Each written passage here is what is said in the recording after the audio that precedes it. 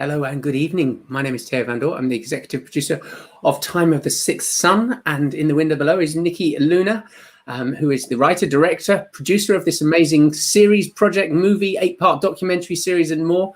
And our guest this evening, joining us from Colombia, is Anthar Kharana. Thank you so much, Anthar, for being with us. Thank you, Theo, and thank you, Nikki, for this wonderful invite, and really looking forward to this chat, and keeping you always in my thoughts for the good work that you're doing out there.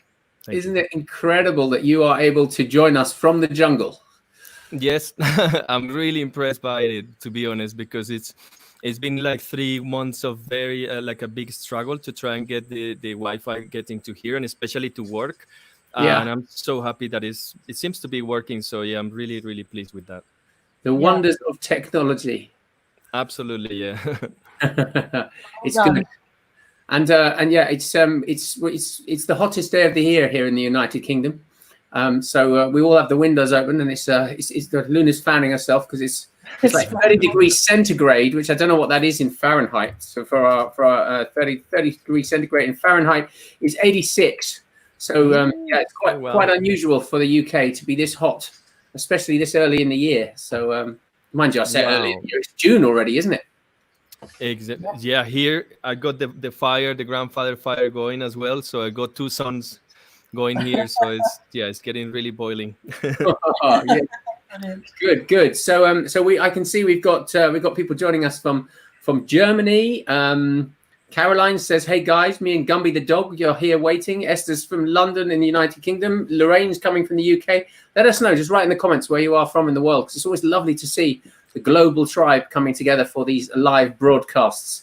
Marilyn's, we've got another lady in the UK, so they're all feeling this beautiful weather that we're having too. So so before we start, what I'd like to do is I'm just going to grab this slide here for Anthar. So if you'd like to find out how you can support Anthar, then you can go to his websites, which is tribalsoundhealing.com. You can find him on Facebook at Anthar Kharana. He's got a website, antharkharana.com, and we've also got a GoFundMe link that we're going to talk about that Anthar would like us to share with you. We'll talk about that later in the broadcast. And just so you know, the Time of the Sixth Sun series is currently available for free. If you'd like to register, even if you're already on our email list, it's really important that you go back to the website, timeofthesixthsunlaunch.com, and you need to just enter your first name and your email. If our system recognizes you, it's absolutely fine. It will just say, "Hey, you've already registered with us, but you are going to now watch the live launch." You get to watch the movie and the docu-series, all 8 episodes of it for free over a 9-day limited time viewing window. Really exciting. We did one very small version of it on Tuesday night. There's a few people just going through to make sure that all the technology works, and after one night of staying up till 5:30 a.m. in the morning trying to make sure that worked, it's now seems to be going good. You can also donate to help with our ongoing costs of these live broadcasts, and if not, just share these videos with others. Share away. If you like what you see, if you like the content, and you think you've got friends that would like to see that, then please do share those videos, and also share the timeofthesixthsunlaunch.com, because it's the more people that get to see it, the better, because we're really trying to be instrumental in changing people's views of the world, and to bring these messages of hope forward, and these incredible, beautiful, sacred transmissions that Luna was gifted by the indigenous elders, the wisdom keepers, the visionary thought leaders around the planet. So Luna, over to you, lovely. Yeah, beautiful. Well, for those who have just joined us, Anthar, welcome. Great to have you on the show again, a dear brother. And just to let you know that Anthar is in Colombia. He's in quite a remote area, so it's amazing that he's got everything. Look at him with his tech microphone. Yeah. Back in the jungle, I love it. So if it does fall out, the connection at all, no problem. We'll just wait for Anthar to come back, and Teo can do a little dance or something to amuse us all. I'll start warming up. Yeah. So medicine man, tribal sound healing teacher, shaman in my heart and my mind. So I'm going to stay on topic a little bit today with the conversation that happened last night with the Kogin you were helping to present, Anthar, because some really pertinent things for these times were mentioned, and we can talk about them again in a different way, but I think it's important. Probably not many people from this group maybe were tuned into that. Mm-hmm. So you have established the School of Ancestral Medicine out there in Colombia, which is primarily to support the elders of your community. But you were saying when we spoke that a lot of the old elders, the eldest ones, are being hit by the coronavirus at the moment. And all the tribes also in the Sierra Nevada down along the Amazon, everyone's been in a very strict lockdown, and they're finding it difficult to access their food and their crops. So Donald, can you tell us what's going on there? What are you experiencing? And what resources do you have there? Yes. So basically, yeah, as the Kogis were mentioning yesterday, they have decided actually to hide themselves as a way of rescuing themselves. You know, like kind of sometimes all what you have to do is actually go back into nature and just be taken care by nature. So that's what they've done. But obviously, what is happening is that means that they cut also the resources to the external world and actually the access to the farmlands that they have in order to sustain themselves. And it seems very similar thing is happening now in the Amazons. So those who don't know much about Colombia, let's say we have a very rich cultural ancestry. I think I'm not sure about the number, but I think it's about 109 ethnic groups. So we have a whole array from north to south. So in the north, in the very top north of Colombia, in the Atlantic coast, is where the Sierra Nevada is. But also, if we have the whole contrast in the middle of the land, then we go up to the end of Colombia, where we have the Amazons. So both areas were fine, were actually quite clean and clear, and that was quite surprising. But I think what happened, maybe, who knows? We don't really know what happened, to be honest, because this is very strange. Maybe it seems that some of the elders were having some sort of health treatments and things like that, so they had to go to city to get checked and things like that. And I think maybe that's where they caught it, and then they went back, and then they brought it to their communities. And that, or maybe the other way might be through food contamination. We just don't know. But the thing is that it happened, and it obviously, because they are not so prepared for that. Because what happens, what I have learned personally on my path, is that yes, we have some teachings and some guidance into how nature supports us and how nature is a great medicine in our life. But we are in an age where humans have created such crazy things that comes out of the complete context of nature, that when it comes into terms of how to solve it and how to cure it, then sometimes it actually needs human creations in order to fight it. Because sometimes nature don't even kind of understand that. So that's what is happening in these remote areas. So the elders that are very deep in the jungle, in the Amazons, for example, obviously they are trusting on their tradition, on their prophecies, their stories, and their medicines. But for obvious reasons, this is hitting really bad, especially the elderly, as you know. And the elders here, the reason why we call them elders is in the same way that metaphorically people will say a book. So when someone says there is a book that I learned from, or there is a course that I learned from, this is the symbology for us to call someone an elder. That means he is the knowledge. He is the one who teaches me and shares me and guide me. So who is in most danger at the moment? The elders. And that is what we're facing the biggest problem, because many elders are dying. I have already died already. Big, not nowned elders. So now when we are in this situation, it becomes really complicated. And now what I wanted to share is that apart from what is happening deep in the jungle, where they obviously don't have, well, obviously no, but for those who don't know, Colombia, it's a country that government don't really help us that much in those matters.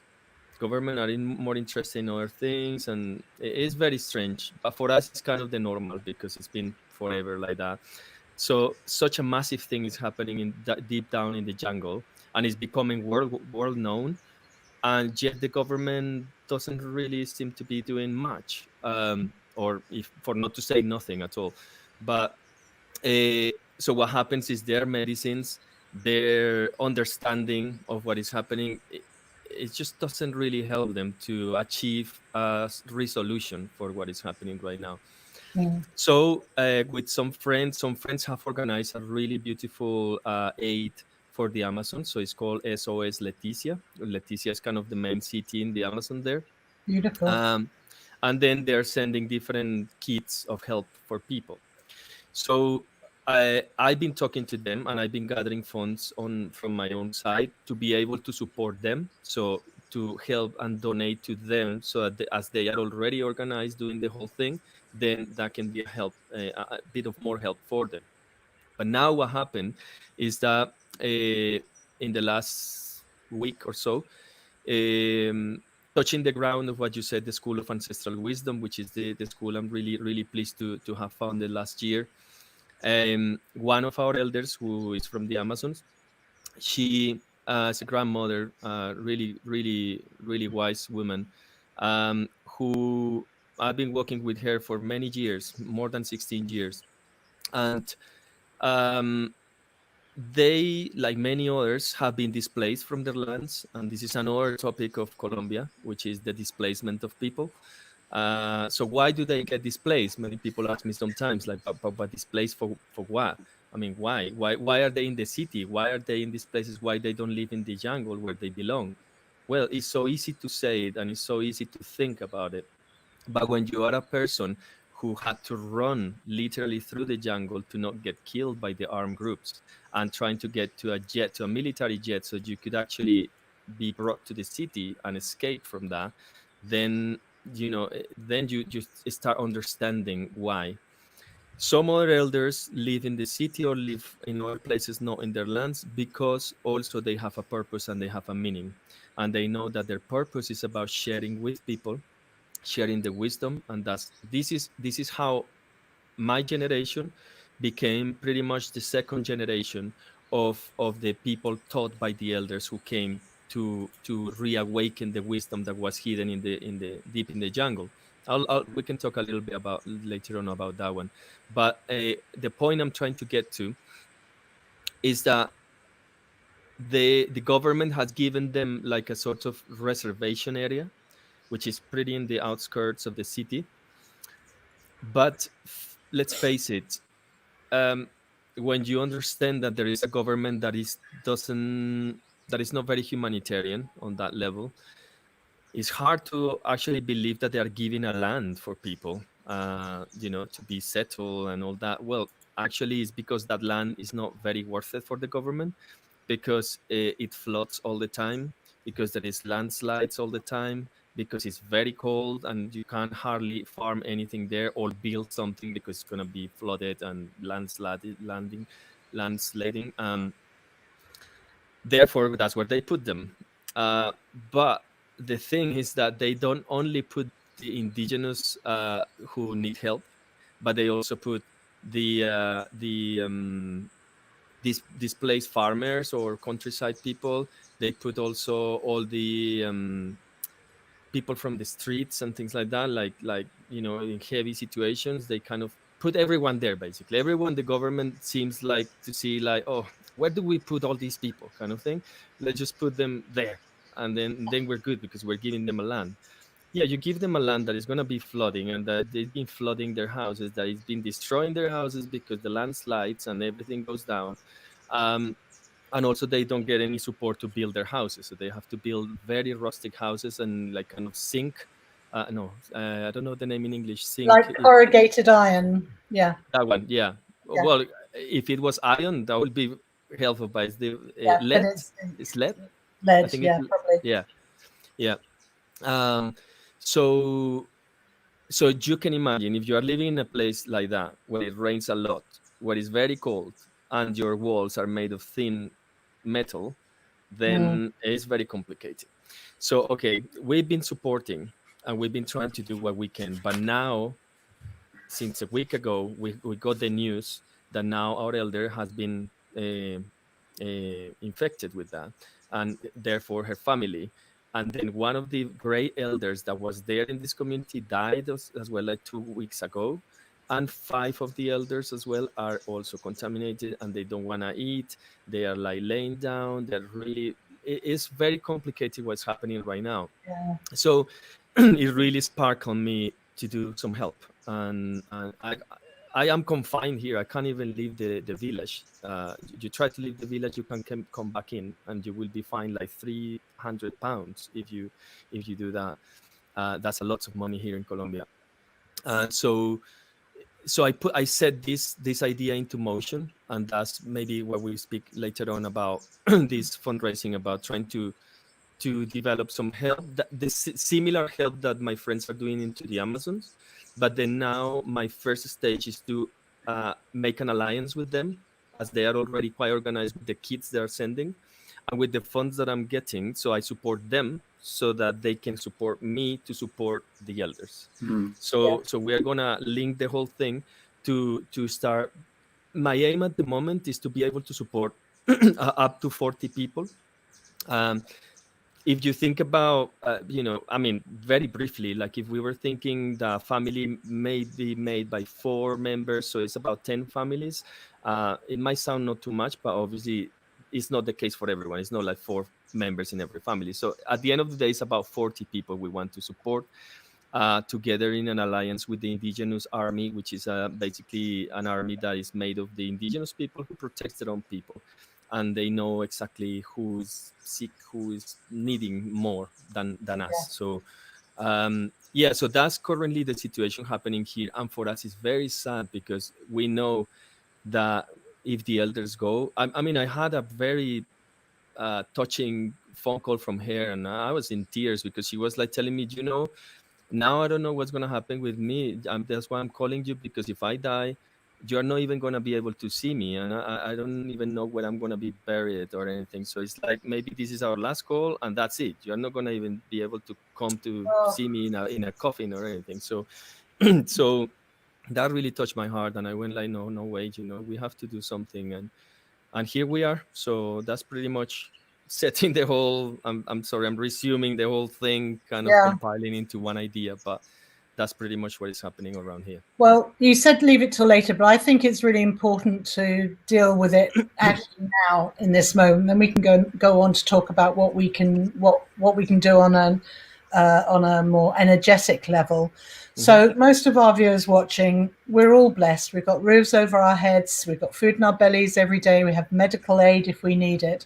So on the practical level, where can we donate to and help with raising funds? Yeah, we set up just very recently, I think today, this morning, we set it up, the GoFundMe campaign. So I think Theo might have the link somewhere there. I put a link in the comments already because people were asking already 12 minutes ago, how do we donate? So I've put the link up, and I'll put it up again now. Which is so this has only just been set up today, Anthar, yeah? It has been set up today because, as I said, this started more or less happening like a week ago, and I started to do it only to support the grandma. So I thought that was going to be easier, but when she told me what the situation was, I couldn't help but to just thought, let's just make it big and let's just help more people. So as I'm sharing there as well, we are on the way to set up the whole. I mean, I had set up the foundation in the UK like 11 years ago, but that got all frozen for some time, and it got deactivated, unfortunately. So now I have to reset up the whole thing here in Colombia. So we are already on it with like volunteer lawyers and volunteer accountants and everything, just joining the team to help us to put this together legally. And so for the moment, the campaign obviously is going to have to go the funds through me, and then I have to sort all that. But it's all obviously as clear as we can do it. Yeah. So I see that Lorraine in the comments, Lorraine Mitchell is mentioning the Tyrona Trust, but actually this, Lorraine, is a new trust that has been set up by Anthar so that the people and the elders can get the absolute direct help. So that's what we're proposing today, is this GoFundMe. But thank you for mentioning Tyrona Trust. So how are the kids doing in all of this, Anthar? How are they coping with it? Well, Are that they, is another. well, one of the kids, are the young people going down with the virus, or are they pretty healthy? And also, how Well, are they reacting to the elders passing? yeah, I mean, they are all key questions. What's happening is, for example, the problem I see here is that they don't normally get the full understanding of what's happening truly. As in, like, for example, I call her and I say, Grandma, you don't have you got the baby. She's got a granddaughter who's got a baby now. So I'm like, Grandma, do you have like your thingy, your mask? I can hear the baby. Like, are you holding her?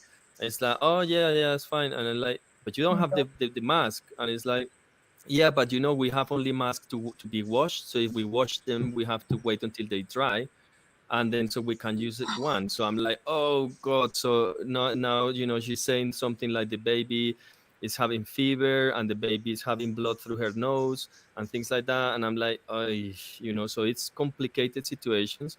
Yeah, Some of the guys who are in the indigenous army, they are already down as well. They are by basically in the beds, and they are just yeah, coping with it. But obviously the disappearing of the elders hits the whole community really badly, because they are kind of the foundations of everything. So when they go, it's very sad anyway. But yeah, people are, I think worldly, as we know, there is this kind of sense, this mixture of yeah, you hear in the news, like, is this actually real, is this not real, is this, yeah, I don't know really what's happening. But all I know is that there is something going on and we want to help. That's basically it, yeah, really.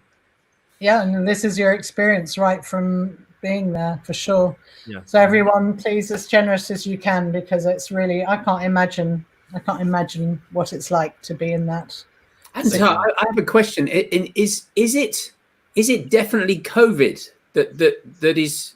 Are there tests? Because from all the research that I've seen, it's very, very unlikely that young people get it. It's from all the research and all the reading that I've done. It's yeah, yes, it's affecting more elderly people, and it's definitely from physical contact.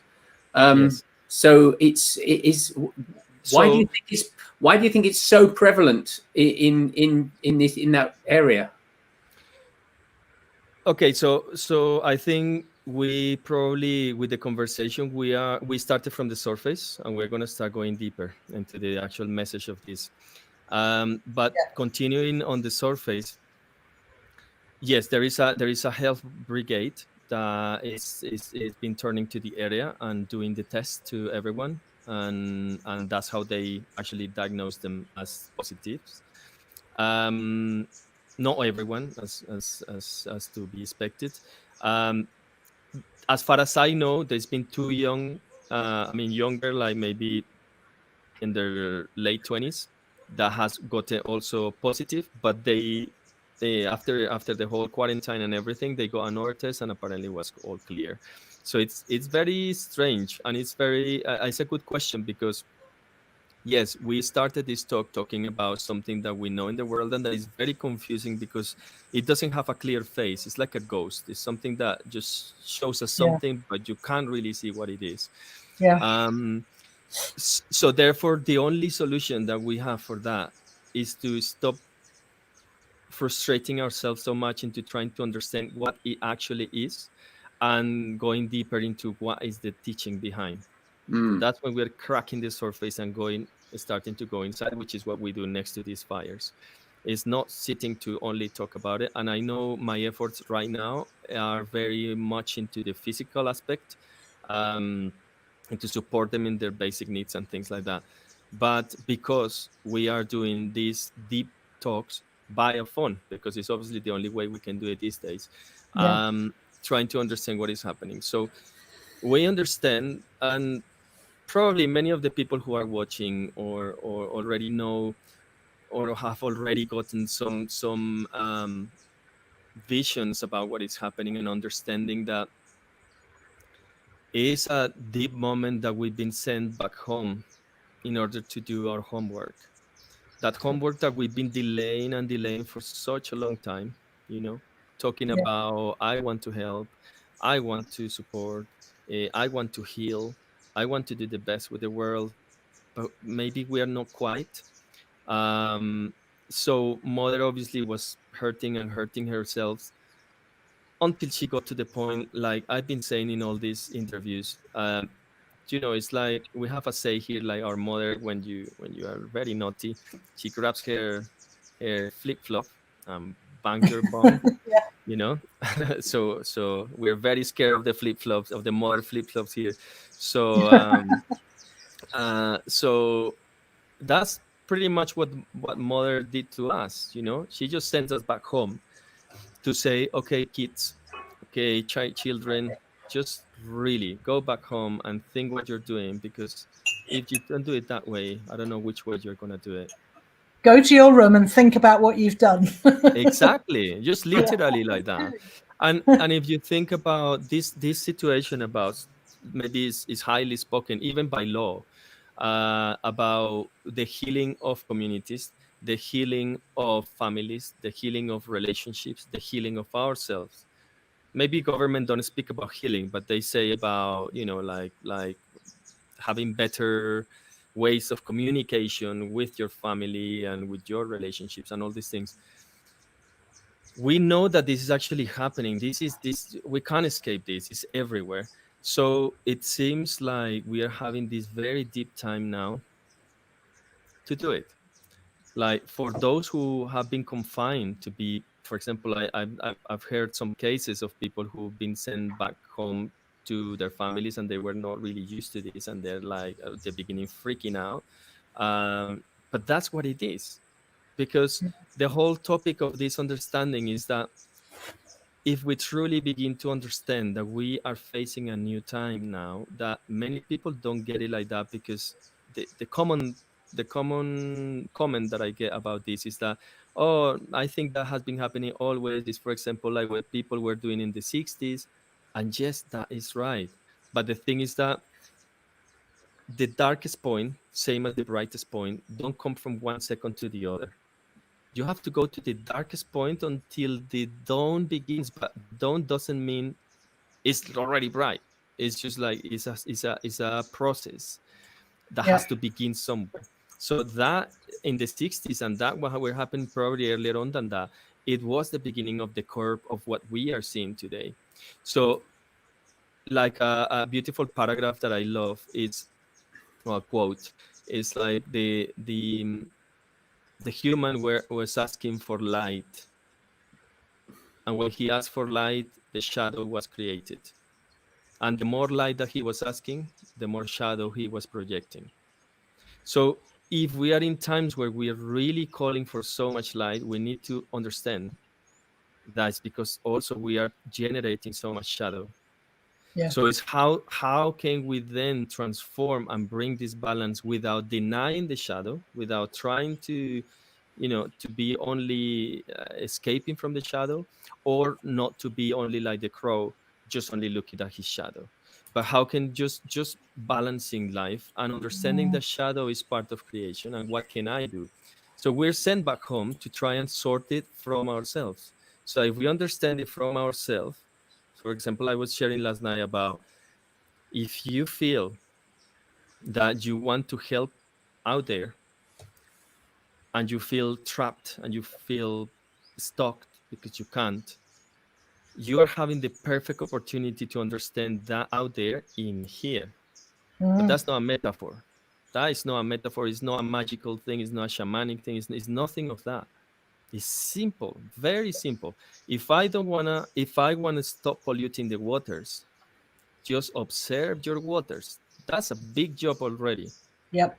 What you mean by my waters? What you mean by that? My wee, my tears? Yes, as well. But just start looking at your veins.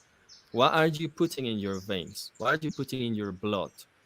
What are you putting in all your rivers that flows through you? Then I'm sure that just with that question, we've got a big homework to do. Yeah. And now if we take that on board and take it a bit deeper, then let's talk about the energetic or emotional aspects of the water. So water being your emotions. how polluted my emotions are. How much am I polluting with my own emotions, with my anger, with my frustration, with my bad words, with whatever, that comes from me, or the actions that I do out of my emotions. So that already becomes another massive job and homework to sort. So if I understand that, and I understand that by stopping polluting myself, what do you think is going to happen? Well, when I go out there, we're not going to be like chickens when they're like the gates open and they're all running like crazy, not knowing where they're going, because it seems pretty much like it's like that. Like there is this need of the lockdown to stop so everybody can just go out and just go back into the same thing. But what if we take this chance that we are that little chicken that is not rushing, but just walking amongst the others rushing, and you go slowly because you know now what is to be done. And you know that there is no rush for that because you've done it with yourself. And if you've done it with yourself, a big part of the job is being done because you are not going to pollute them other. You are not going to continue doing it out there.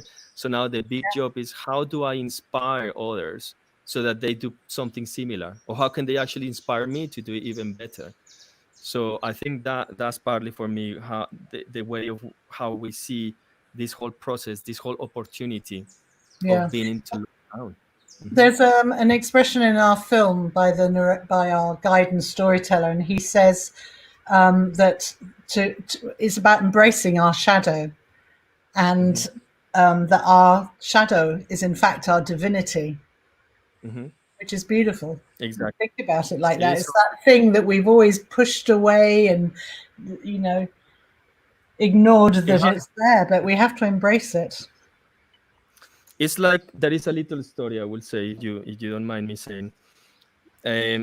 This story is the story of, just a second. This is the story of the sun and the moon, which I think, sharing in previous meeting we had, because this is very relevant to how we live as humans. We seem to really struggle to value tradition, to value healthy routines, meaning as in like routines that bring purpose. Sometimes we must do it so we know there is a great purpose behind it, and that makes our action, even if it's not like exactly how we would like it, but as long as it brings a good purpose, then it's great. So there was the moon and the sun doing what they do. So okay, we know scientifically that it's not the sun that comes here and goes there, right? But let's just imagine that it's like, I like more poetically that way, to imagine that the sun just goes up and just go around, and because it's actually what happens. So the sun just goes from the east to the west and go around, and then the moon. And one day, they were doing this for a very long time. And one day, far away, there was a comet passing by. And so the comet was different to the rest of everyone, the rest of the planets, of the nebulas, it was like this free spirit just flying around, just, the cool guy with the long tail and really shiny, and everybody looking at him like, oh, look, there's the comet. Oh, where is he going? I don't know. He's the cool guy. He's the one who knows everything we don't know because he just travels around. So one day he was passing nearby and he said, hey, moon, how you doing? And the moon was like, yeah, great. You just on your thing, just flying around as always, are you? And are you, what are you doing? Just going in circles like always. Oh, how exciting. Well, I better keep going because I got some new paradises to know, and see you later. Oh my God, that moon was destroyed that night. That was like, oh my God. And next day, when they woke up, she managed to go a little bit faster to trigger a eclipse because she needed to talk to the sun. And then she went, hey, son, I know we have only a few seconds here, But listen, can you do me a favor?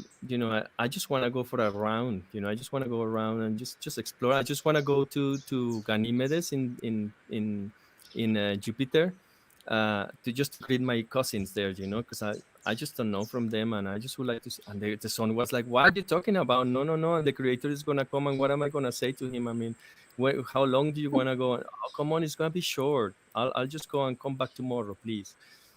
Oh, please, what am I gonna do? What if you don't return what I'm gonna say? I can't do that. I'm hot, I'm bright. I mean, come on. What I'm gonna do? Oh, I promise. Okay then, but please, just till tomorrow. Okay then. So there was the moon going to Jupiter to talk to Ganymedes. And of course, as she was traveling, she became like this beautiful comet, and it was so beautiful, and everyone was so excited. And she was like so proud, all the stars looking at her and everything. She had good fun and everything. So when she returned next day, she was so excited and full of stories to tell. And when she saw the sun and arrived, she was like, "What have you done? What happened here?" And he's like, "Where have you been? Come on, hurry up." It's like, "But what have you done? Why is all gone?" Well, she then realized that one day for the moon and the sun was 100 years on the human existence. So she disappeared from 100 years, and the sun was constant for 100 years. So everything here down dried out. All the animals died, people died, plants, everything, rivers dried. And so she understood from that day, because then she returned into it. She made a big prayer. She gave the coolest moment to the people, and her presence made the waters thrive from the down from the earth to fill the rivers, and there eventually the rivers began to feed the land, and then the birds came, and the whole thing happened. So the idea with this story is how interesting is that struggle that we used to have when we have meaningful routines of life that we don't tend to accept because we want to be this kind of free spirited person. And these are the teachings that I find very nurturing for these times. It's good to remember that there is a job to do, that is an important work to do, and that we all here, like the sun and the moon, have a particular task, no matter which one it is. The smallest counts. I mean, the ants down there and doing their job, same as the condors up here. So no matter how small your job is, it's part of the creation. So the important thing is to use this time, connect with your purpose, with your meaning. And if that means being tiny, but being a very good tiny, or being good bigger, it doesn't matter what you do. Yeah. But do it properly. It's all about connectivity. So that was really one of the main messages yesterday from the Kogi, was about this connectivity. But what did they say about how they see the virus and what message it's bringing to us? Because they were talking about imbalance. Yes, they were sharing about a word that is Jigoneshi, which basically Jigoneshi, what it means is a great understanding of the resolution, more than the actual process and the present situation. Okay. Is of the resolution, which is Jigoneshi means like, in one interpretation could be like coexistence, understanding the true meaning of coexistence. Okay.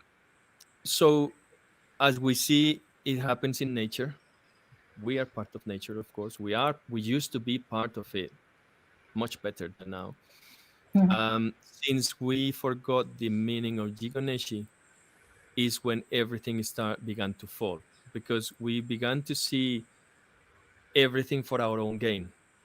So if I do something, if someone is doing something, then maybe they don't have the understanding that that something is going to affect this, that is going to affect that, that eventually is going to blah, blah, blah, and boom, boom, boom, boom, boom. Who's going to see that? Of course they won't, because it's going to need maybe 30, 50 years to develop. Who's going to see it? Well, their sons, their grandsons.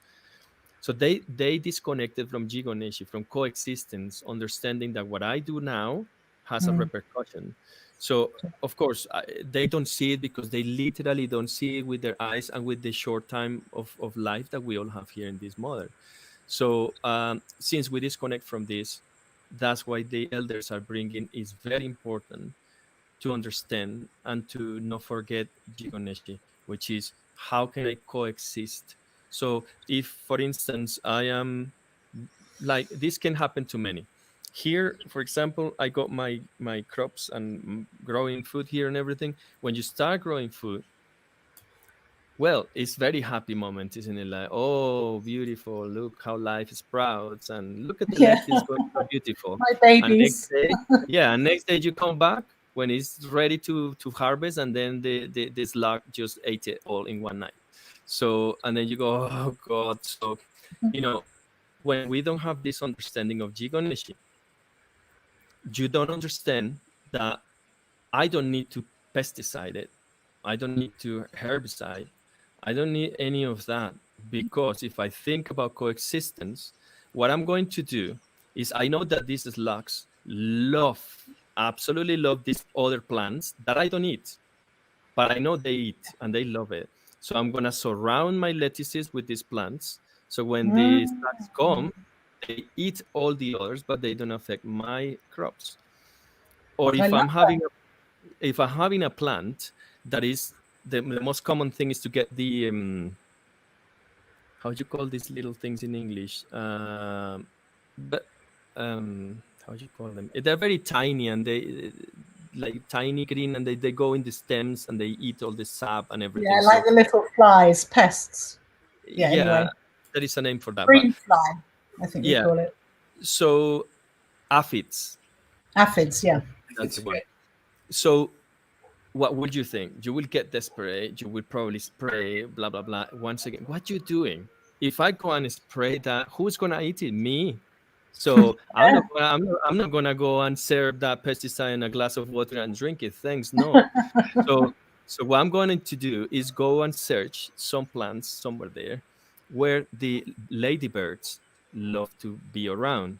Yeah. So I bring the ladybirds, introduce them into my herbs, and ladybirds absolutely love eating aphids, but they don't destroy the plants. Yeah. So they go around the stems eating aphids. So all I'm saying with this is an understanding of coexistence. Yes. So it's no need to damage. There is no need to. It's difficult. It really is difficult. If you have maybe these ones in the ground that they're like rodents that eat your vegetables and stuff like that, is difficult. But you don't necessarily want to kill them, because it's very impossible really to do it. What about if you bring owls? Oh, owls absolutely love them. Well, bring an owl to you, and then they'll sort it, and things like that. So it's how can we coexist? And I think this is one of the main things. Yeah, how to respect and give everything and everyone a place, including ourselves, of course. Of course. Mm-hmm. Yeah. Somebody saying it's called compatible planting. Compatible planting, exactly. Yeah. Part of permaculture, really, isn't it? Yes. And common sense. Mm-hmm. So it's also about sacred reciprocity. The Kogi want us to listen more deeply to their message, but this is a message they have been telling us for years and years and years. In fact, all the teachers, all the indigenous teachers, they've all been saying the same thing over and over, but we've not been listening and not learning from it. So yes, they talked about placating the darker forces that we've kind of activated also, or brought to the fore, like the virus, like other things going on that aren't very pleasant. Do you want to talk a little bit about that? Yeah, I think one big part of this message that they also deliver is also related to how we are also intruding into what they call, for example, the black line, which is a line that protects the heart of the world, or the Sierra Nevada. Okay. So this black line used to be protected by all sorts of materials that it's very difficult to make sense of this, really, because there is no so much maybe science to be behind it, so people can trust and believe and understand, basically. So what happens is, across this line, for many people, gold is money, and we know gold. Well, we know gold is money and represents like a big thing in the financial world. Power. Yeah. Power, right? But for us in the old days, it wasn't like that. For us here, that was the house of the spirit. So it was something that had to be very respected, and they were materials that had to belong to the mother, such as like oil and, I mean, the petrol and all that stuff that they All extract the from minerals. all the minerals, exactly. Yeah. So when this line began to be broken, it's like I seem to be cut. Are you listening to me? Yeah. Can you We're hear me? here. Okay, Yeah. sorry. I thought you had broken. So when this line gets broken, it's like the ozone layer. Yeah. Is that how you call it? Yeah, ozone. Ozone layer. Yeah, that gets broken and damage can come through. Another way to see this is, imagine you have your windows smashed in your house. So there's going to be lots of cold coming through and lots of weird things coming through. So that's what's happening with the black light, with the black line.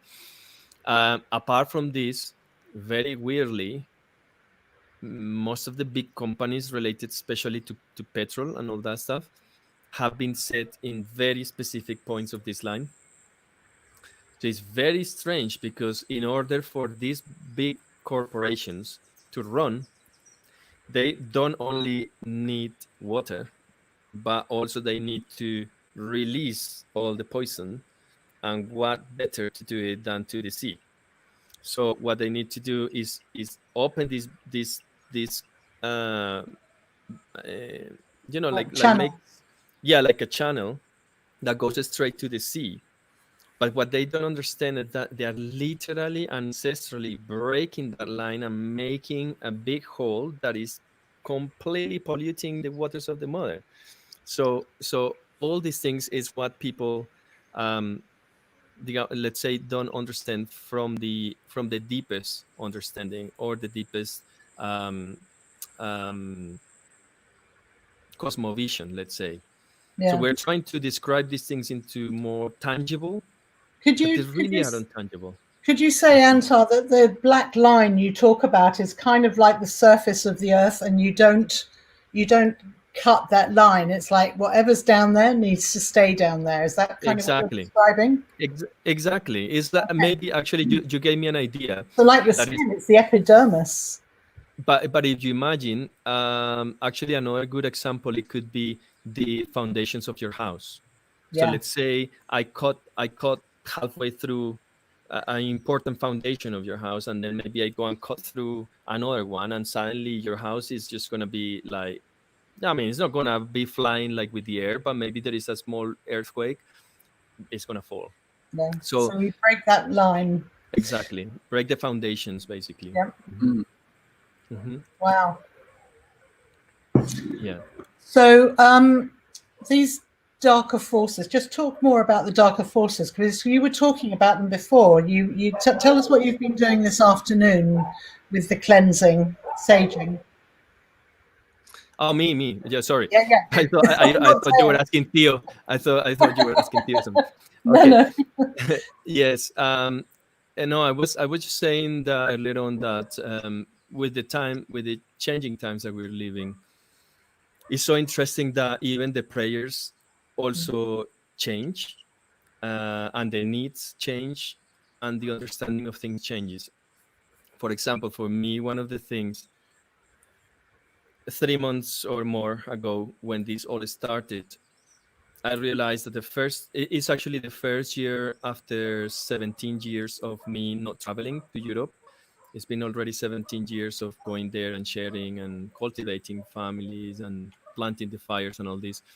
And this year was the first one, which I guess it was a little bit of of a wish that I had in my heart to be able to stay here a bit longer, because when you are committed to something, it's like with my crops. If you like in fact, a mama was saying to me, he was our Aruaco, a mamo. He was telling me, sometimes people think like, oh, it's like, oh, I just water my plant already, so it's done, so I can just go now. Oh yeah, but you have to come back in 3 days and do it again, and you have to come back in 3 days after and do it again and again and again until you are alive. You know, it's a life commitment. So it's something that you have to keep going. So with these things that are happening right now, I had to stay here, great. But then I start asking myself, oh my God, so I mean, it's beautiful. I mean, seriously, even people from there ask me, and why don't you just stay there? And yes, I could just stay in my hammock here and just like wandering here, and that's fine, eating tomatoes and papayas, and that's fine. And I love it, and I absolutely love this. But when you have found a purpose in your life, it becomes fuel. It becomes something that cannot be stopped, you know? And it's like a river that goes down the mountain. You follow it, you go with it. But there I was with no possibility to continue in this. So then I realized, okay, let's do it here with my people here. Let's continue. When I started to consider about sharing with the world out there, like we are doing right now, I realized that actually the prayers changed so much into things that I never thought I would be praying for, like I've been doing these days, which is going with my people and with smudges and everything, with a line of smudges from my antenna to the antenna of the service, trying to clear all this path. Because what happens is, what you realize is that in another way, when we sit here by the fire to understand what is actually happening. I mean, okay, you go into Surface again, which is, oh, the modem, whatever, oh, the speed, the uploading speed, oh yeah, the camera, whatever. That doesn't matter. That doesn't matter. This transmission could be really pixelated and whatever, but as long as you can hear me, that'll be fine. So that is not really the point. The point is what is happening.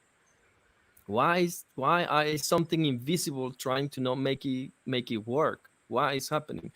And that is when you start realizing that, like a grandmother told me, look, son, when just remember this, any time that you are going to do something good for the world, something good for the people, dark forces are going to come to try and stop. They'll always find a way, because it's something good. If it's something that is not very relevant, that's fine. You will go with it. But if it's something very important, you will be stopped, and then you don't sit and cry. You have to become bigger and eat it. You have to eat that. You don't have to let it put down. Yeah. Just be stronger, sit stronger, ask stronger, do what you need to do. And if what you need is a better connection, pray for good connection, because that's what you need. And smudge the pathway. Don't even think about the company. Just think about sorting what you need to be sorted, and believe. And look, here we are. So really, these are times to really put into motions all the tricks that you get, all the magic that you know, all the things that you know. This is the time to do everything. Yeah. So what we have in common, the three of us, is that you work as a sound healer, I work as a sound healer, and Tay also has been in sound healing. So, and understanding the power of frequency and creating matter. Can you share also, again, it is going back to the Kogi, but it was a great way for me to understand it, is can you share the role of song? Like when they sing, it's not like us creating music with a melody and with lyrics. Talk to us about how they sing and why they sing. Totally. And before that, I would like to offer to all of us here present this sacred medicine of tobacco. Thank you. To be in company with all of us and to help us to continue this transmission going, and to honor all these elders that are speaking through this medicine. Okay.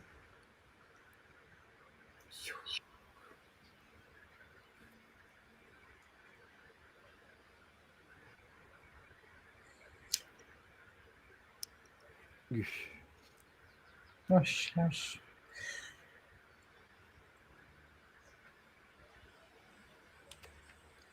If you can't see clearly as the viewers, he's just blowing smoke in all the directions.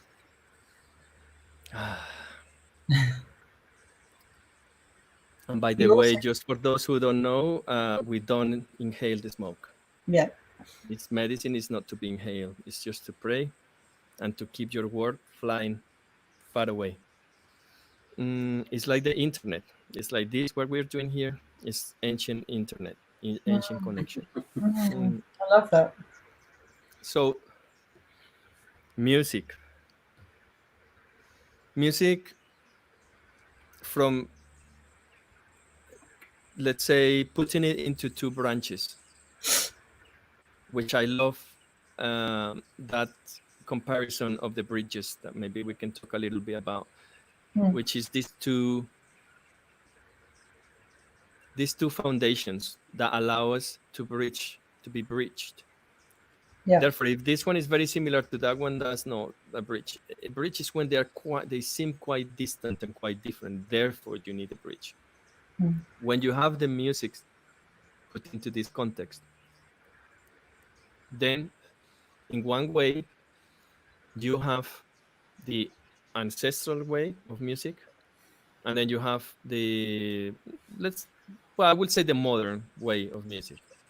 Yeah. But not modern as in like super stylish, but just like something that is not just purely traditional.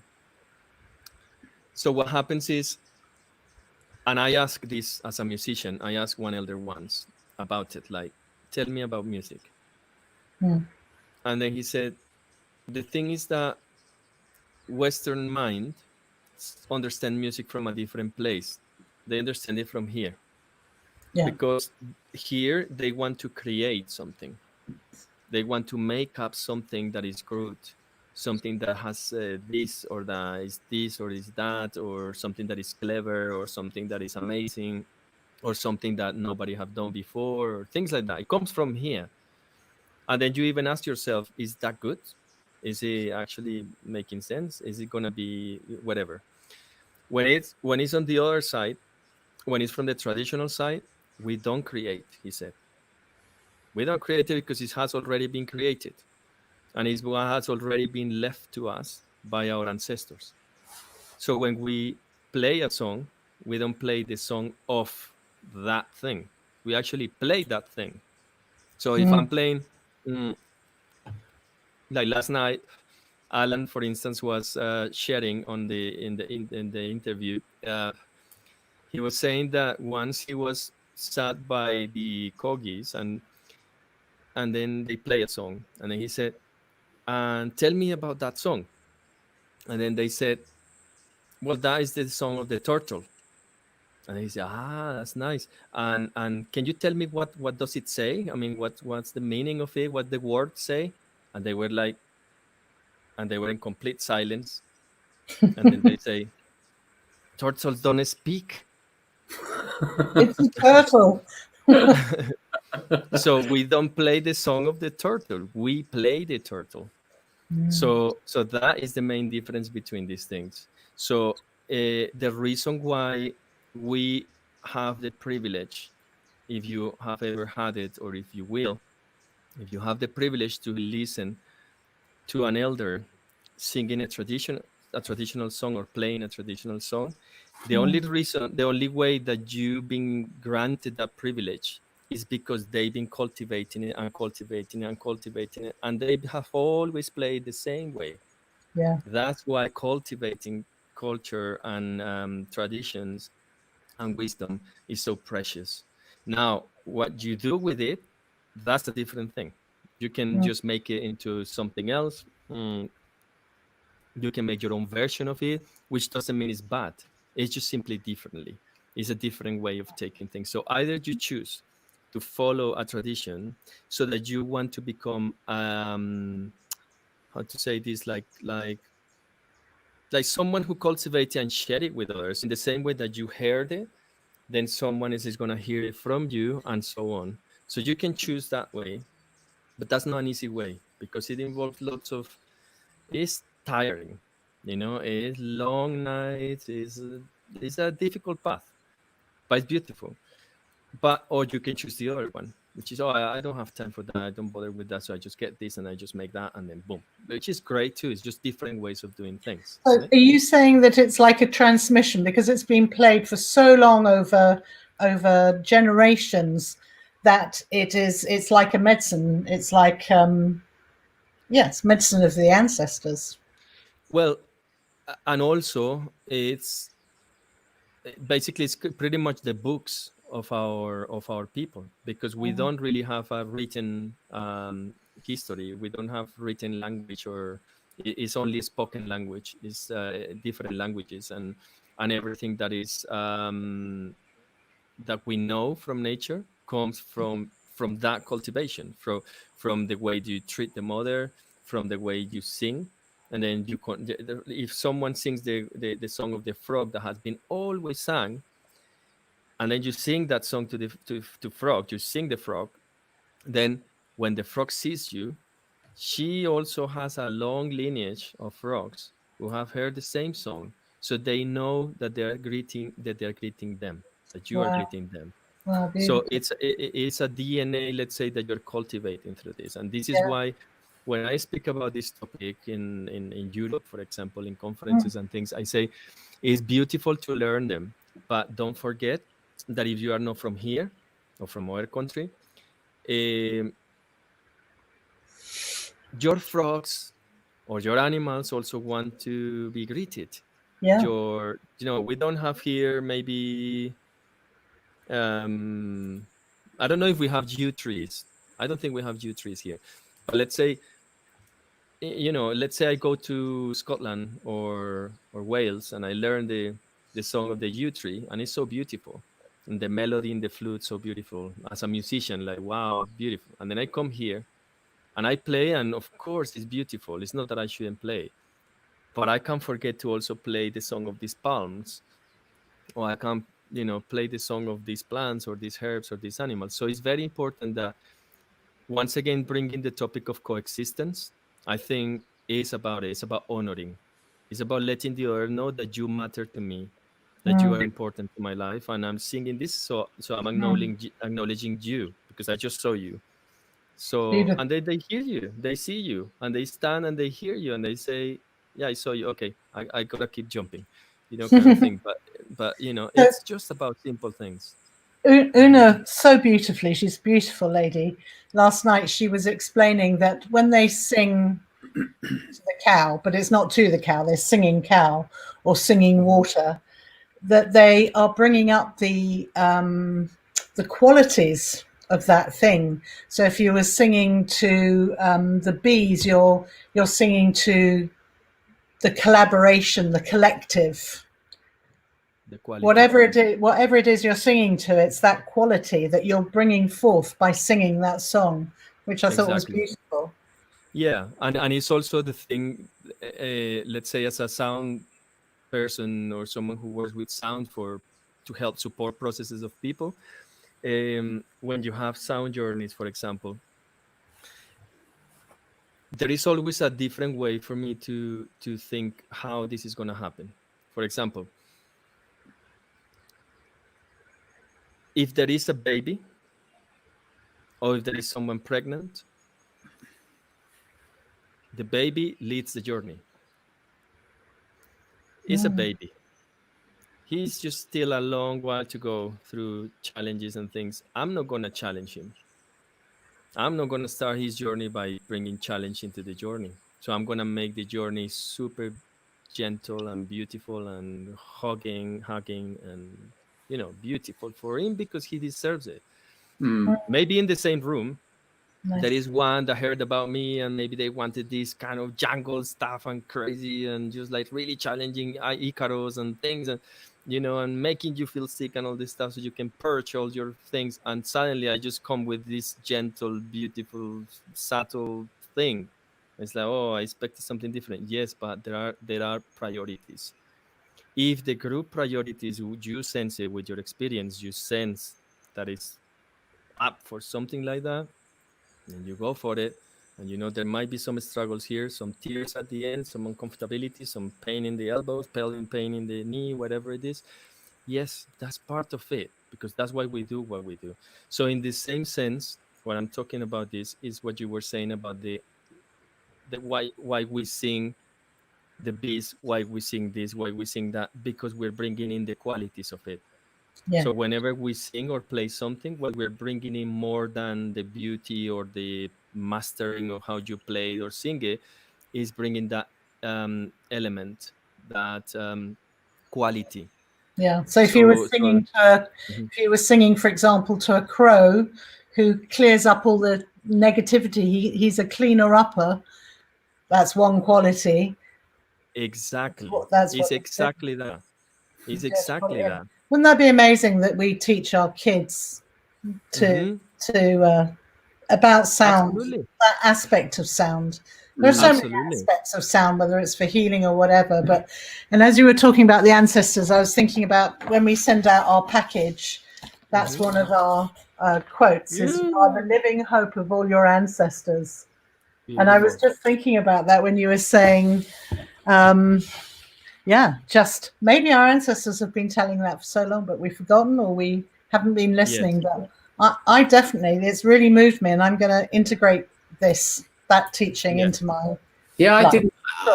I've never thought of it like that, Anthar. It's beautiful. I love it when they have these things that are around you that are actually quite obvious when you think about them, and then suddenly that switch in your head goes, oh, you're like, oh, I'll never think about that in the same way again. yeah, exactly. Wakey, yeah, wakey, and it's like another beautiful aspect of this when you mention the children, because to me that is the key point right now. I mean, no matter what we're doing, obviously we know that there are different fronts taking care of different aspects and different things, but and sometimes children, maybe for some people, is not a very easy topic to touch. But when we also begin to understand that at the end of the day, they are the ones who will receive everything that we're doing. I mean, we of course are here to enjoy what we do, and of course, that's no without diminishing that. But of course, if we are leaving something, a legacy, let's say, they are the prime the people who received it. So that for me has been a key point into thinking, how can we reach that? Because we are in a very fast changing environment that makes particularly children these days to not know what slow means. So everything has to be super fast, everything has to be like super quick, whilst for the older generations, it's like we acknowledge more the pace, and people still enjoy reading a massive book with 5,000 pages and things like that, while children just can't really do that. I can't really imagine that. Well, I can't either, but that's just an example. But what I'm trying to say is that if we were able to develop tools so that we could deliver all these ways of coexistence, of life, of understanding, of love, of caring into our children, that in a cool way, not in a boring way, not in something that for them is boring and heavy, but how can we maybe develop an idea? I was talking with an elder the other day that, when you see me having this tobacco, you see me in my hand with some other medicines or whatever it is, that adds a big value, because it contains the threads of your walk. This is not this tobacco or these other things that I have here. They are not disconnected from where I come from. I mean, I'm not talking about when I was in the belly of my mother. I'm talking about yesterday and the day before and before. So we keep the thread going and we keep the weaving. Now, when we were chatting with him by the fire, or we call him mambeando by the fire, we have these topics. And when a topic like this, it can be 3 days, 4 days of just talking and just like this and that and that. And then we start talking, okay, so people were disconnected from these totems, these tools. let's say the Celtic, the Druids, they also had their bags, they had their medicines, they had their sticks, they had their wands, they had all these things too. Why? Yeah. Because it was creating a sense of connectivity with that tree, with that deer, with that fox, with whatever it was. So it wasn't disconnecting him. It wasn't actually about being vegan or being vegan. No, it's not about that. It's about honoring the nature and having your relatives with you. Now, when time passed, people and societies got disconnected from this, and we hear people. I've been told, like, oh, what I don't like from these shamans and things, like, you are always eating things and with stuff and everything, and I don't need this. I just want like, whatever, just like be free of all this, and that's totally respectable. But the topic that we were talking about that night was how interesting that these totems, these things that we use and we carry with us, guess what? It was changed. The things that we get the knowledge from, the things that we get taught with, the things that help us with, the things that we ask questions to and we get answers from, guess what it got changed by? A new totem was put in the hands of people. The thing where you ask, the thing where you get answered, the thing where you know where you are. Siri. So people is still connected to it. People still carry them in their hands. But so the thing was, if I can manage to change this into a child with my other totem or whatever, because it's not going to be interesting, because whatever. So what if I develop something that I could reach him through this? And I could deliver a beautiful message in a cool way so that he feels so great planting trees. That he feels so great about learning how to cultivate the land and how to grow their own food and make their own recipes. That is a great is a great thing. So this is what I mean, that we shouldn't be scared of technology and the modern world we were put in. We were not put in 1,000 years before. We are here right now. So we are nobody to say, oh, I didn't like technology. Yeah, we can, of course, do it if that's what you feel. But if we think deeper and if we think bigger picture, maybe the thing that we need to do is understand this technology so that we could sit here, look, and talk with this stuff and amazing, and it's beautiful. And you are like miles away at the other side of the Atlantic, and yet we can still talk. So the more we accept our reality right now, the more we're going to understand of the privilege and the great possibility that we've been given to actually set our purpose into motion, I think. I hear everyone talking about, oh, I can't wait to go on holiday, or, but actually when we're talking like this, you realize that we can just turn it all around. And so it's what has sat with me is that if we interact with absolutely everything around us, which is a living being, whether it's an animate or inanimate object, and just constantly to live our lives in gratitude. Thank you. That spoon that used to come from a tree, that wooden spoon that helps me to stir my food, or whatever, just in every moment to be really grateful and thankful, and just to acknowledge. That's really what we've been talking about, isn't it? Through song or through words, or also through thought, just to acknowledge. And I think to me, sorry. Oh yeah, I was having a conversation. Just to grab that last thread. Yeah. Let's dance.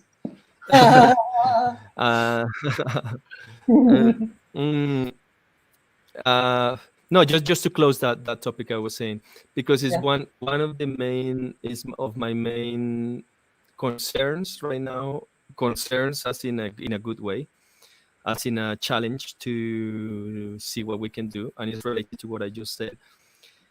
Is that how? This is a question maybe for you who are seeing this.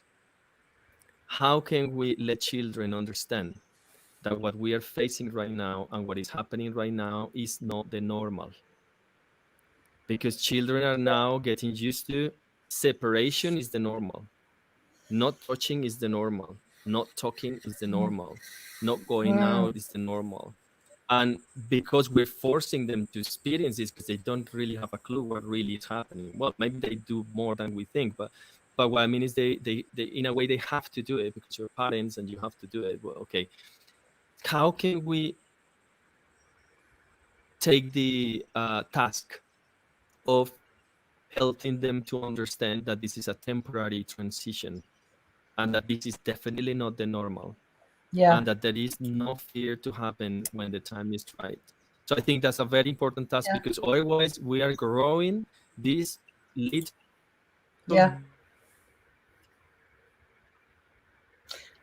Have we lost him?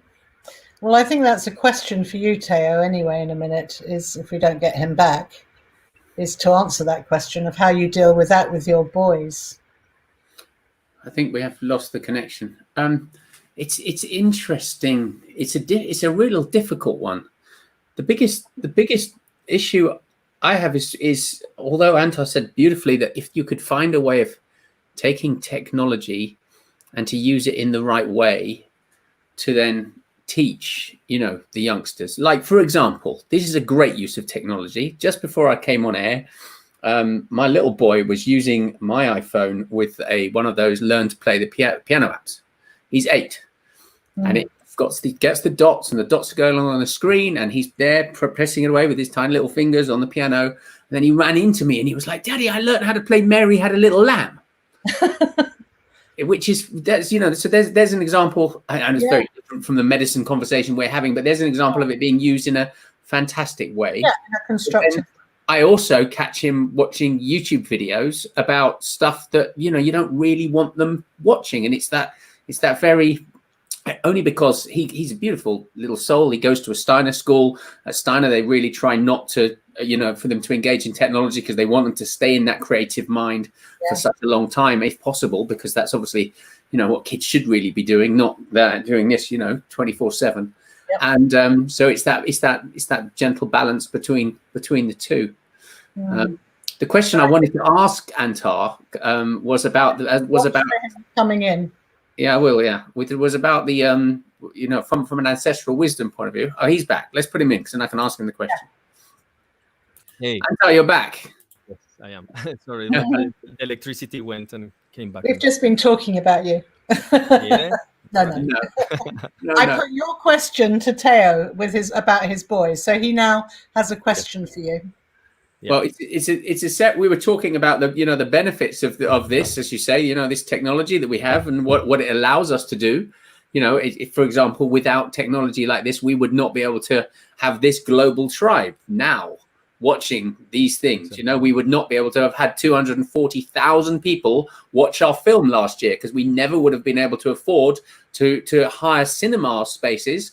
We would need over 800 completely full cinemas for 240,000 people to have watched the film last year. It's things like that. So the technology is there in a beautiful, beautiful way. But what I wanted to ask you, because I had a conversation with somebody last night, was all about the importance of giving thanks to the elementals, to the tree sprites, to the beings, to the grass, to the rivers, to the environment that we live in. Because it's like all things, when you are very close to it and you live in it all the time. I'm blessed I live in a forest, but some days you forget that you live in a forest. And so with your learnings and your teachings, especially from the Ancestral Wisdom School, how important is it to connect with those elementals every day? Is that part of the routine you were talking about earlier? Yes. Yep. Let's say, imagine if you were not grateful with your hands. You wouldn't probably be able to eat or play music or do what you do. Or what if you are not thankful with your tongue that allows you to articulate your words? Or what if you are not thankful with your stomach that lets you process your food? Or your legs that allow you to walk? So every single part of us is important. So if we take that into a bigger picture, and we understand that we all are a living being, Yep. then it's the same. It's a very basic, I guess, approach to that, which is like, then which the elders speak about. And for instance, last night, that was one of the topics of dinners. They were saying people are cutting mother's veins, people are extracting her blood, people are chopping her arms, people are chopping her tongue. She can't speak, she can't do anything, she's trapped. So people don't see this. And once again, why? Because there is no understanding of coexistence.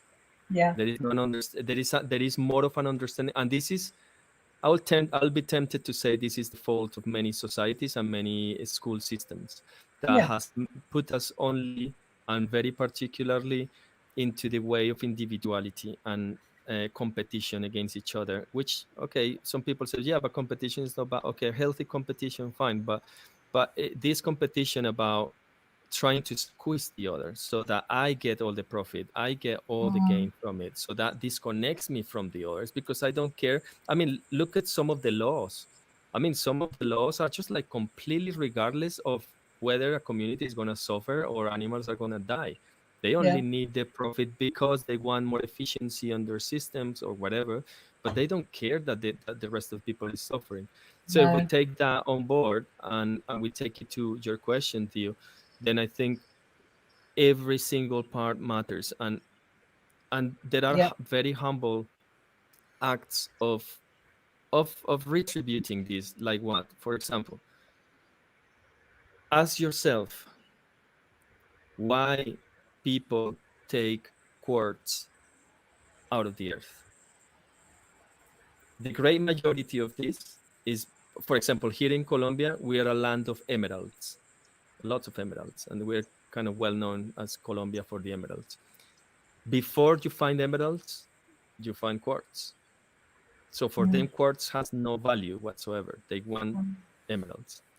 So the quartz are like a wasted material for them. And they end up in a shop, and they maybe end up in your neck. Okay, so if we see the whole process of that, it can be easily criticized, like something blah blah blah, this is not sustainable, this is blah blah blah. Yes, okay, great. But what if instead of being caught on that, we find the reason? Because there is a word that we constantly talk with the elders about, which is riddle. In life is full of riddles, so you have to unriddle it to understand it. So if you see such thing as a bad thing, the first thing you say to yourself is, there is a riddle here, and I need to understand it. So instead of criticizing it right away, is why. So why is the reason of this? Hang on. So the way we saw that the crystals is somehow these crystals were put out so that you can put a meaning into it and bring it back into her. So how humbling is that you have something that is not for you. You are just part of the weaving. You are part of the thread, and you are meant to return it to the mother. So then the riddle is unriddled.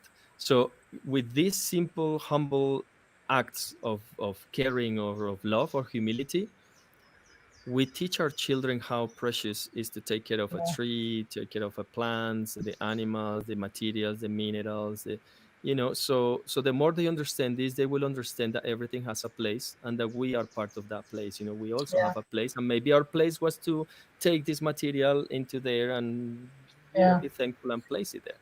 So plant our crystals back into the ground.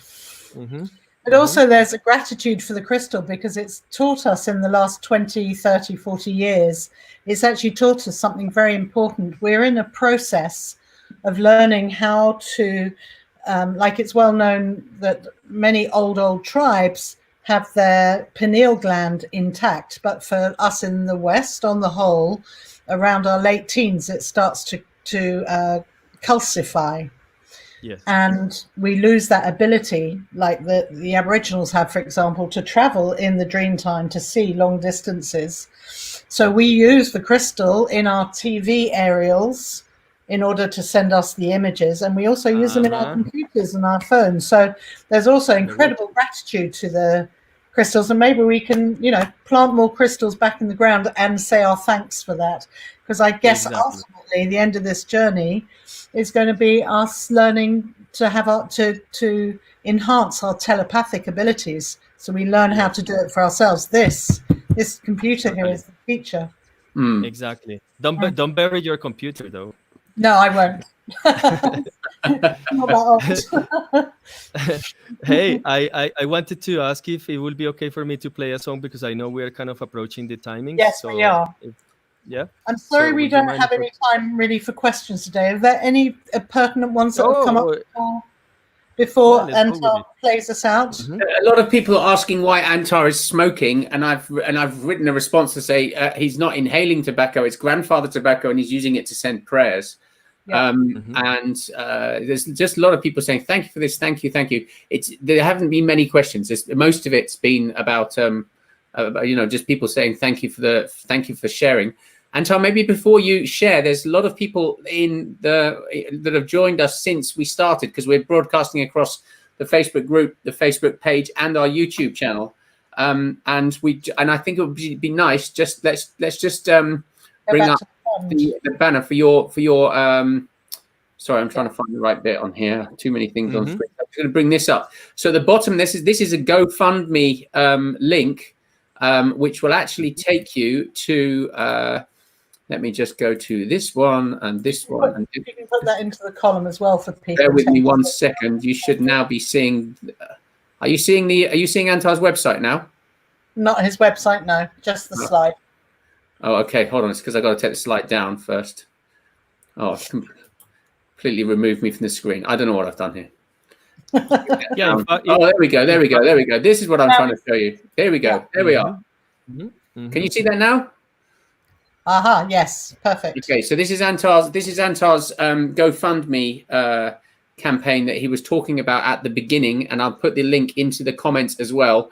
So we were at £20 when we started, and it's at 170 already. So thank you to all of you that have donated. Somebody's very anonymously, kindly donated £100 there already to that. So I'm going to put that up. So Anthar, just give us a quick. Sorry, let me stop sharing the screen.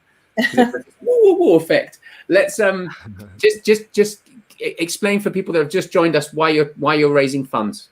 Yes. In fact, from all those links, if people want to go to the antharkharana.com, on that one you find actually different things that can lead you. In that one you find the School of Ancestral Wisdom, or Escuela de Sabiduría Ancestral, that will lead you to that website, and that you find as well the GoFundMe. This is on your antharkharana.com.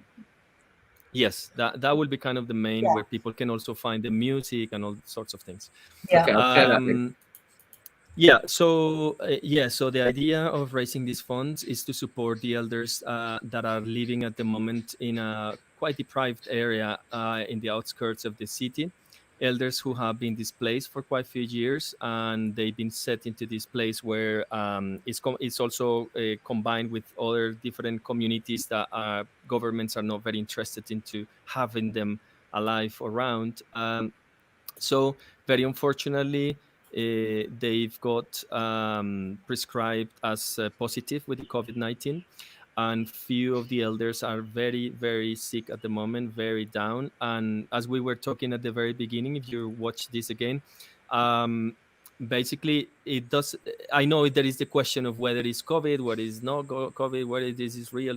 It doesn't matter what it is, but the reality is that they're sick and they're really suffering and struggling at the moment. So we want to create this campaign where we are going to support them in 3 phases. The first one is giving them warmth, because it's in a very cold area they're not used to, so they're struggling with cold at the moment, and that obviously doesn't help.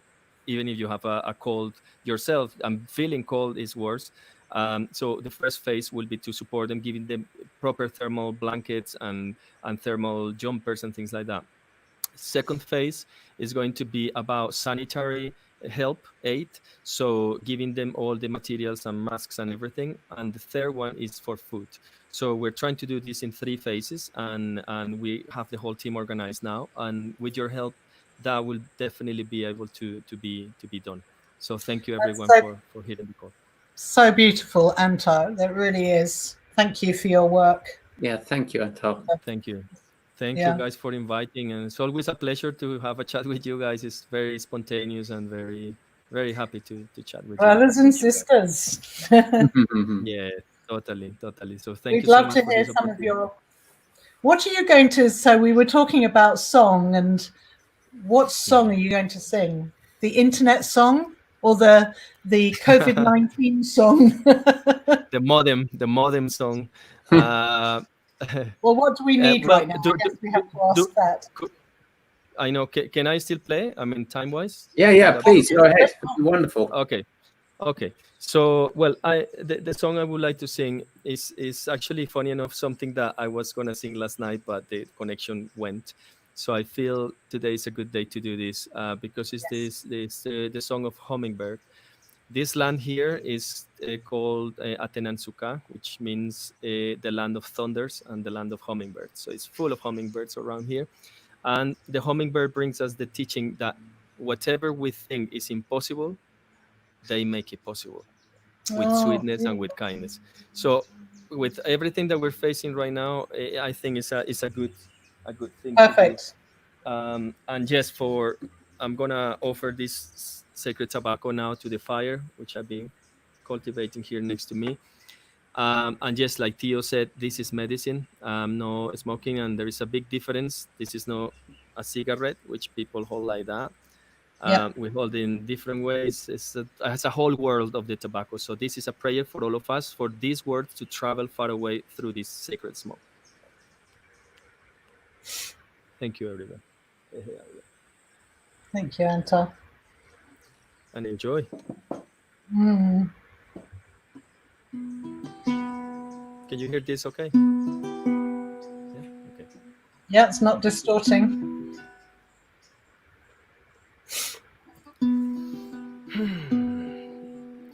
Well, the song says something like, sing, sing, little bird, sing, little singer, sing to my heart. Bring with your song healing to my little heart. Oh, little bird, you clean all of myself with the nectar of your love. Powerful and sweet, I see you flying, little bird.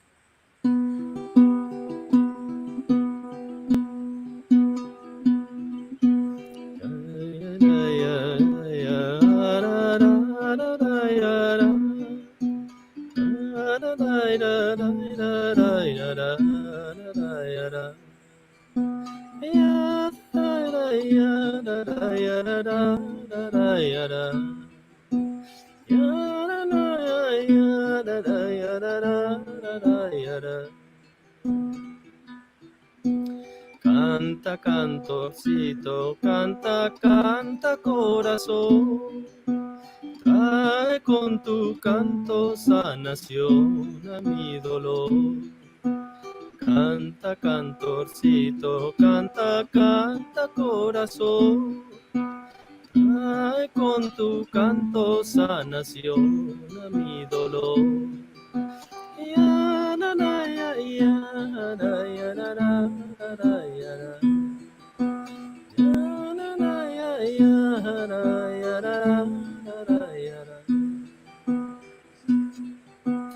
Pajarito, limpias con el néctar de tu amor. Poderoso y dulce vas curando picaflor. Pajarito, limpias con el néctar de tu amor. Poderoso y dulce vas curando picaflor.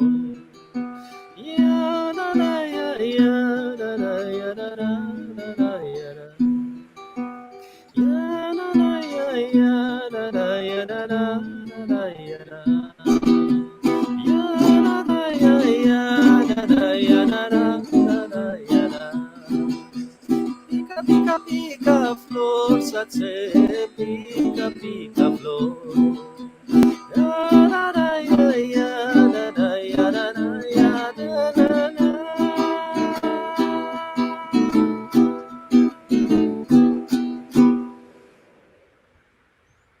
Yay, bravo. Hey.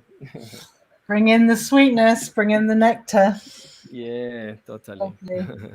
Nice. Yeah, and I invite people to, if they want to see the music, and maybe in the next opportunity we can play more songs and everything. But yeah, on that website what I said, the antharkharana.com, there is a section for music, and you can also buy the music and things like that if you feel like it. So yeah. And I have to say, as a sound healer, I've been to a few of your sound healings, tribal sound healings. And I remember the very first time I came, I have a bad arthritis in my knees. And I remember I was fine. I wasn't feeling anything. And I lay on the sofa, I got comfortable, and you started to play. And oh my God, the focus on my knees, the pain that came. But it was really hitting the blockages. I could really feel it. So very, very powerful sound healing. And I definitely recommend anyone who gets to be around Anthar and experience one of his healings. They are amazing. And you're in England, you're in Scotland, you've been based here for a long time, part-time. Yes. Where else can people find you, see you? I've been in already 16 countries traveling around, but the mainland at the moment is the UK, where I've been traveling for a long time. So I also have a school in Scotland, the School of Sound, ANSU School of Sound. And also we are creating another School of Ancestry and Herbal Medicine in England that we were meant to start this year, but we couldn't. So I'm developing at the moment all these courses and certificates to be done online. So we are actually producing all the courses and everything. So I hope to come with this news very soon, but we are on it at the moment. So I think just keep yourself looking on this website and Facebook and things like that, and I'll be keep updated. You're getting lots of beautiful messages coming along the bottom, and lots of little emojis of animals, all the animals in nature. So everyone, please, generous, open our hearts. We're so fortunate. So let's really try and help the people that Anthar is trying to help through. We can't physically be there to help or send things, but we can send money, and that makes all the difference. So thank you. Bravo, all of us, bravo. Thank you. Thank you, Anthar. Bless you, brother. You can just stay on with us, but everyone else, thank you very much. And I've totally forgotten who's coming on Monday. Leela. I think it's Leela, who is amazing. And talking about crystals, she's the first woman explorer who went down into the Mexico caves in Nyaca in Mexico and almost killed herself because the heat is so extreme. You can't last longer than about half an hour. And her job was to have the torch, because she was a climber. She had the torch on her head to shine on the crystals while the photographer took the photos of these amazing crystal cathedral giants. So I think it's Leela on Monday. If not, it's Thursday, but I think it's Monday. Anyway, blessings. Good night. Thank you. Thank you so much, everybody. It's been lovely to have you with us. And Anthar, thank you so much, brother. And I'm leaving Anthar's donation link up there. Let's I know so many people very generously donated to Kurakindi 2.5 weeks ago, but I always remember the one starfish story, and I'd like to finish with that. There's this beautiful story of a man who is a writer, and he goes down to the beach every day to write in his cabana overlooking the ocean. And there's been a huge storm the night before, and he sees this little boy walking along the beach, and he sees a little boy bending down, or a little girl bending down, standing up, bending down, standing up, and the author is he's wondering what they're doing. So he leaves his cabana and he walks along the beach, and he goes up to the little girl and he says, "What are you doing?" And she said, "Well, there's been a storm overnight, and overnight all these starfish have been washed up onto the beach, and I'm throwing them back into the ocean." And the author looks down at her and goes, "But there's thousands of them. You can't help." She says, "Yes, but the sun is coming up." He said, "And they're all going to dry out, and they're all going to die." And he says, "Yes, but you can't make a difference." And the little girl bent down, picked up a starfish, threw it back into the ocean, looked the man in the eye and said, "I made a difference to that one." And it's all about the compounding efforts that we have together. And whether it's $1, whether it's $3, whether it's $5, it doesn't matter, or whether you just share the link. If you've got no funds whatsoever, we know a lot of people are absolutely strapped for cash at the moment. But if there's been over 180 people watching tonight. If everybody was to give $1, that's another $180 that Anthar can make a difference with. So it's and don't be embarrassed if you could only put in $1. Put in $1 because everything makes a difference. Because I feel when people ask for charity things, often people go, "I don't want to put my name up there with only $1 because I feel embarrassed." Doesn't matter. Every single dollar makes a difference. Every single starfish going back in the sea makes a difference. So please, please, please, if you can, and we will as well. Luna and I, we haven't talked about this, but we will obviously put things in too. Yeah. But it's been beautiful to have you, brother. Thank you for all you do. Thank you for what you hold. Thank you for the medicine you share through this planet, and for gracing us with your presence from Colombia. And stay safe. And because it sounds like it's a lot worse there than it seems to have calmed down a lot here in Europe and in certain parts of the United States. But you stay safe and look after your brothers, sisters, and your grandmothers and your grandfathers. Gracias. We love you. Gracias. Good night. Gracias desde mi corazón. Muchas gracias. Night, everyone.